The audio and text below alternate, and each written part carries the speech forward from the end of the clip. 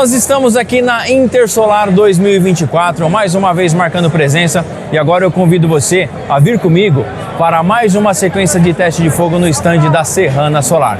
Vamos lá!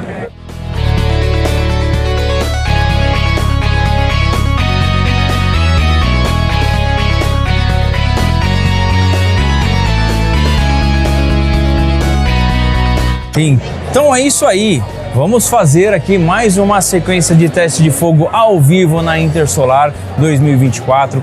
Esse teste de fogo é algo que a gente já faz aqui no canal de maneira mais ampliada, com gigas de testes maiores, aqui numa proporção menor, mas para ajudar os integradores, os clientes finais a entender como que é o funcionamento de um equipamento de maneira ao vivo e tirar dúvidas diretamente com a gente. Em 2023 foi a primeira edição que a gente fez e foi um sucesso muito bacana, e a Serrana Solar nos solicitou para que fizéssemos mais uma vez em 2024 e com certeza 2025 estaremos marcando presença por aqui. Você que está acompanhando esse vídeo e não marcou presença na Intersolar, 2025 você não pode perder, que com certeza vai estar muito, mas muito melhor do que esse ano de 2024, que já foi bom demais. Agora vamos para o teste.